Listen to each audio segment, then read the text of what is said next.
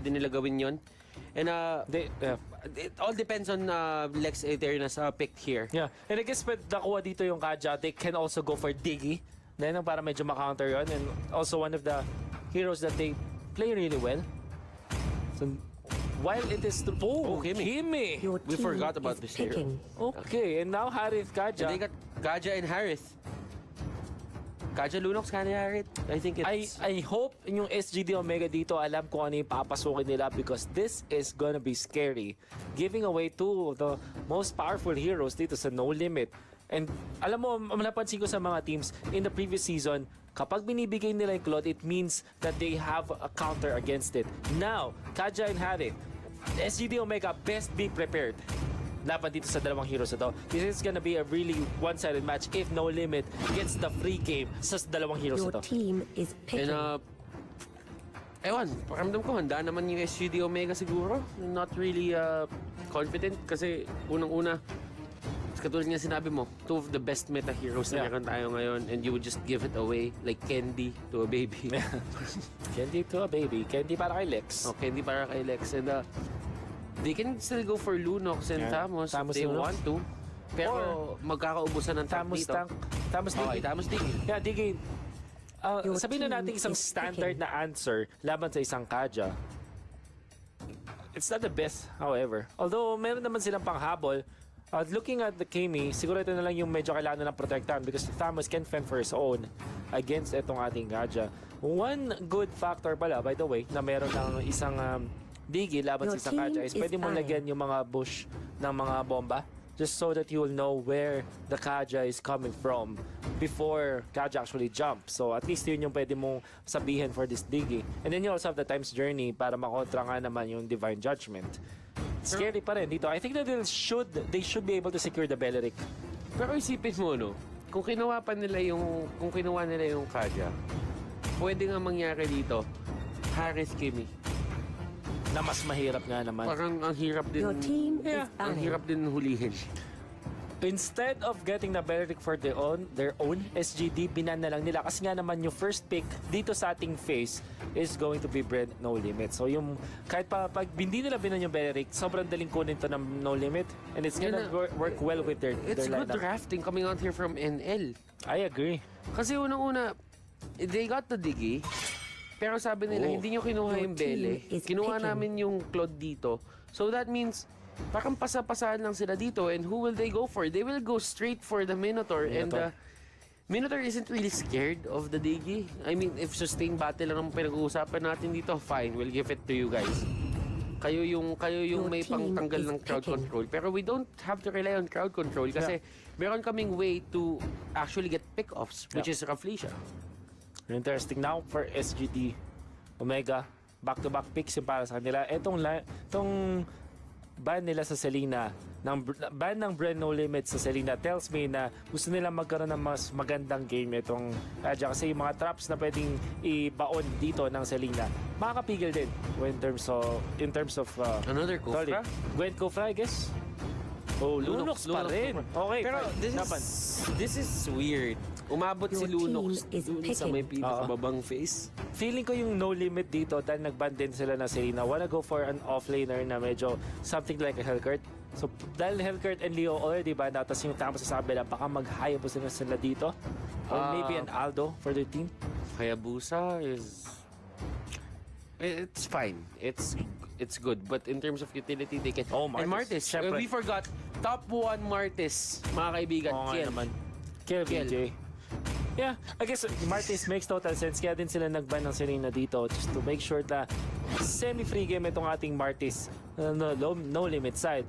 And dahil sa kanilang close out na draft ng kanilang hero pick dito, I definitely agree with you right now. I think yung drafting ng No Limit improved so much. Yeah, ngayon sa mid-season natin. At hindi ko alam kung dahil ba to dun sa roaming coach sa likod. Oo, hindi si ano yun. Hindi si roaming coach yun. Roaming manager. Si Donya yun. Donya pala. Si Donya yun. Nakabantay si Donya eh. Sabi ni Donya doon, magaling ang unang laro nyo, mga alipin. Mga alipin. Makakain kayo mamaya. Gusto ko yung pinapakita niya pero galingan niyo pa. In terms of drafting dito, I would have to side with Bren NL. No Limit pala. just because the control na meron sila dito is high. Yep. And they have a lot of options to initiate the fight with. I'm not entirely sure about dun sa solo tank na Kufra with combination sa ating Digi. But we'll see pa rin naman sa ating game because we do have game number 2. We'll see if SGD Omega can force a game 3 or No Limit will close this out 2-0.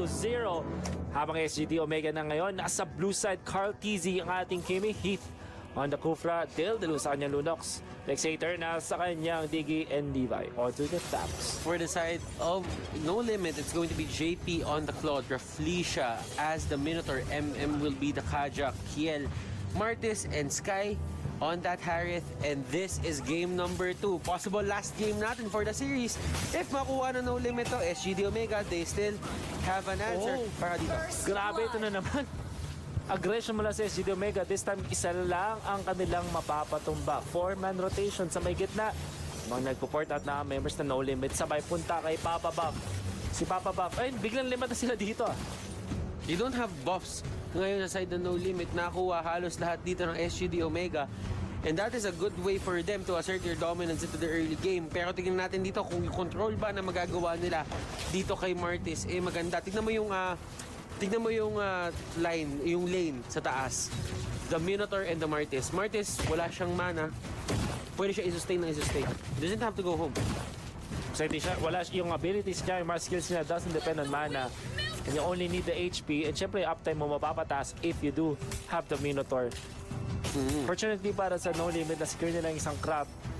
But Dildalo actually gets one.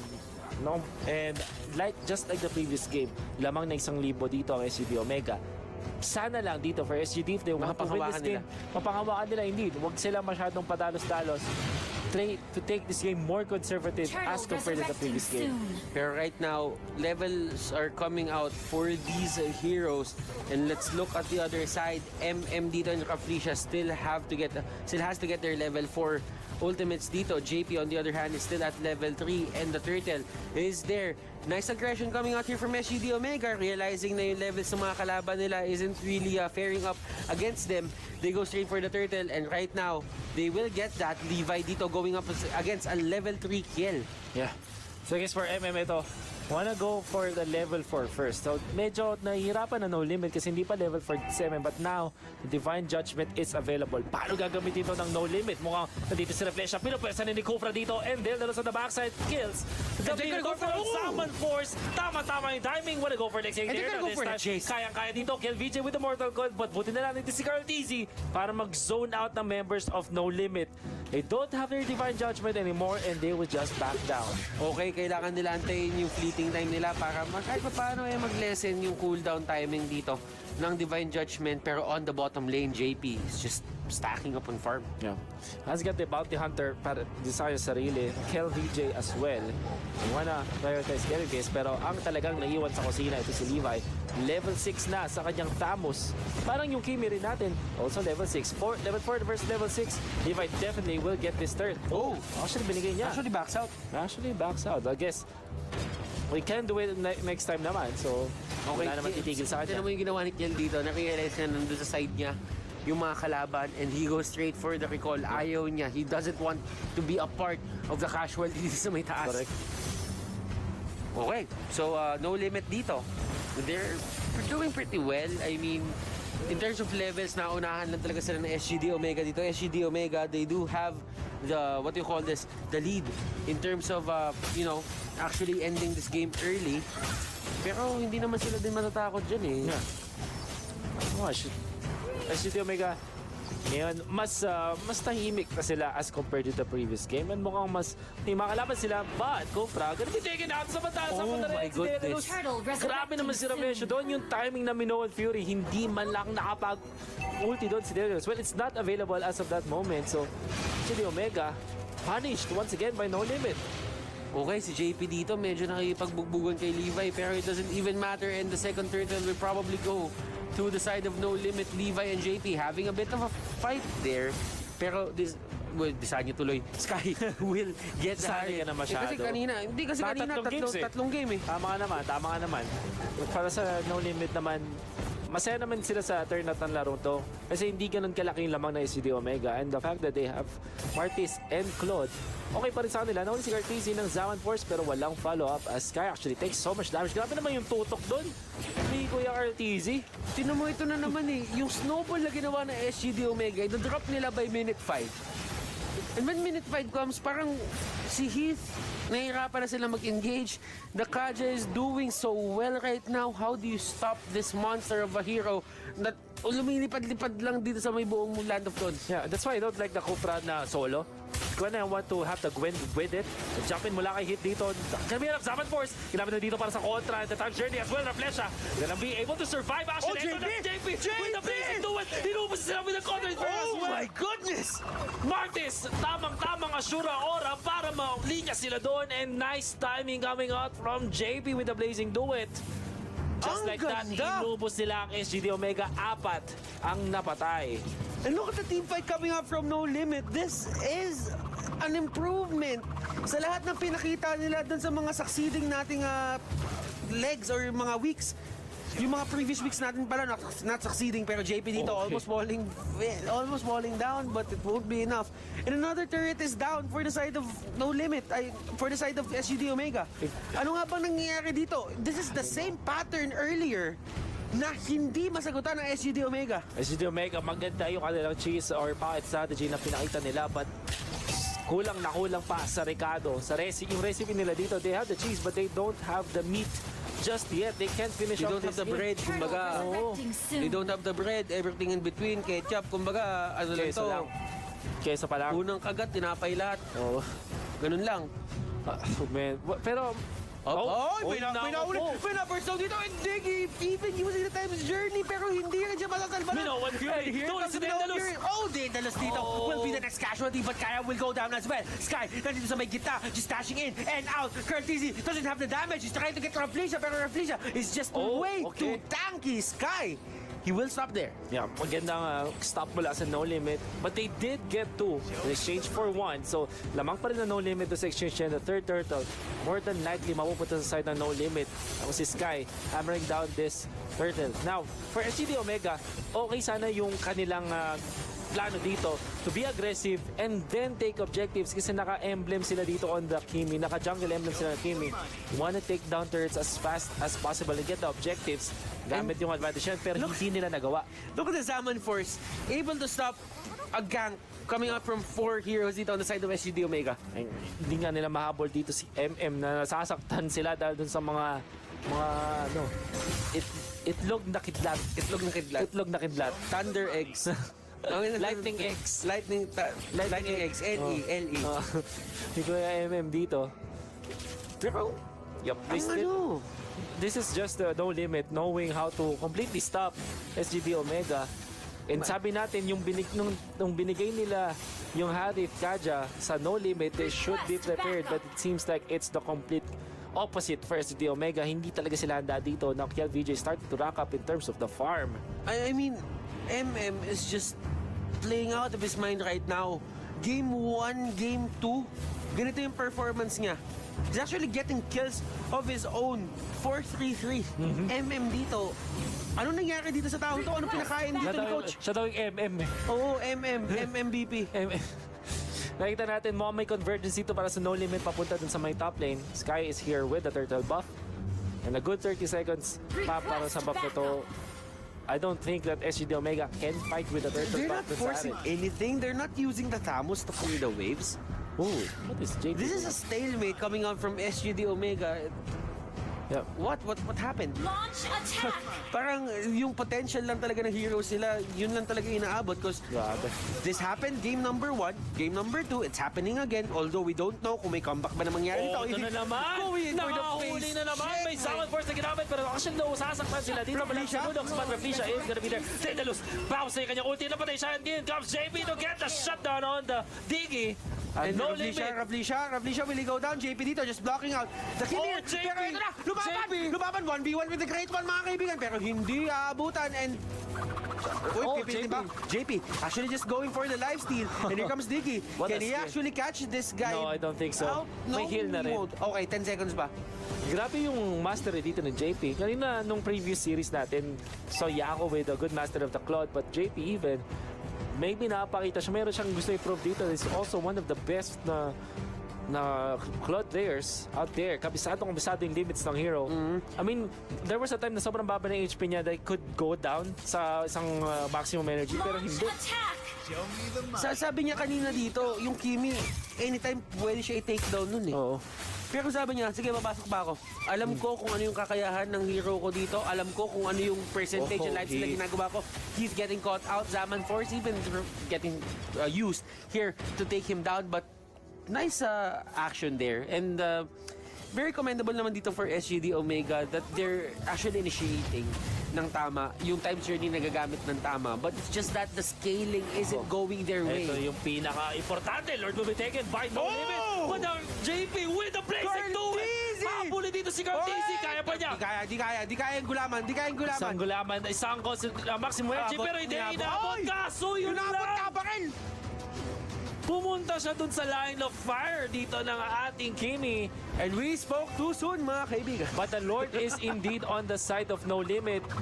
Isa mas importante, more than the kills. Now, Lunox actually uses the ultimate para na makapag-depensa, but will not be possible. Because No Limit takes out the tier 2 turret. Didn't really work. Fleeting time is on Sky right now. Expect a lot of burst coming out from Sky. And Lunox dito just trying to clear the waves. And that's the only thing they can do right now. The Lord is marching to the bottom lane, just trying to get everything na nasdaan niya ngayon. Pero ang sabi dito ng No Limit, lagay natin yung Kaja doon. Kapag yung Kaja dito ay nakahanap ng onting mauhuli, he's just gonna go for the Divine Judgment and just delay yung pag-takedown sa Lord. And here comes the Lord just hitting the turret, and he is marching to the inhibitor turret dito sa may baba. What can SGD do against the Lord and the rest of No Limit? Wala. They're just ulti going agad in! dito, pero maganda knock-up coming out from SGD. But even better, Below on Fury as they take out the Kufra. At ito na, suga na, abate na naman ng No Limit. Wanna They're just gonna be stop able there. to poke the base. They're just gonna stop there. That is a great decision coming out here from the side of No Limit. Ayaw nila, alam nila yung limits nila dito kahit pangalan nila No Limit. Zaman Force! Kaya ba nila makakompara dito? Pero hindi, sabi ni JP, mas priority ko yung Torre dito. SGD Omega wants to punish, but they can't reach No Limit as No Limit. At the first sign of trouble, nag-back out na agad sila. Wise decision mula sa kanilang side. Okay, so No Limit dito, they're just playing with their potential right now. They have the power spike, and I do think for JP, having 8 assists and 2 kills on his belt, late game items na siya dito. Oh man. 2, 1, and 8, like you mentioned, level 14. Tapos si Kiel. Actually, we haven't talked so much about Kiel dito. Yung nagawa ni Kuya JP dito, tumabay, kinausap niya yung mga kulisap sa daan, men. No, well, he doesn't want to show himself, pero so at the same time, gusto rin niya mag-show ng wave. So, for No Limit, sila yung gumagawa dito ng mas careful talaga na execution sa ML. And they're just waiting for Lord number 2 or a pick-off. At ito nga si MM. Umaamba na, pero may nakaabang na mga bomba dito. Pero oh my goodness, Iba yung galaw niya ngayon. Ano nangyari kay Kuya Pinakain yata ni Donya. Pinakain nata ni Donya. Sabi niya, ito, magkakain ka na, pumapayat ka na ng sobre. Ang laki-laki mo na yan. Ang laki-laki mo na, Ito na, inhibitor target nila. Knock-up coming out from heat, but not enough as they take out inhibitor. And look at this, Just like that. they're just rotating to the top lane. This is textbook. This is systematic. It's not extending. They're not pushing their limits here. They're not trying to outplay And anyone. JP going in, and Pero here comes nahuli the ata first si Doc, kaso may BMA siya palayo. Okay, he goes down, Ni he goes Lunox, down. Sky, go down low. Pero eto, si Marty, si final boss. Ito na. Reflex out for Below Fury, pero walang follow-up. Okay lang yan dahil magbabak lang yata yung No Limit dito unless they Kel, want for pumasok to sa decimate. fountain ng Masyadong maasim dito si Kel, pero okay lang. May immortality naman daw siya sa Mataray base. And Already that down. is a clean sweep, mga kaibigan. No Limit.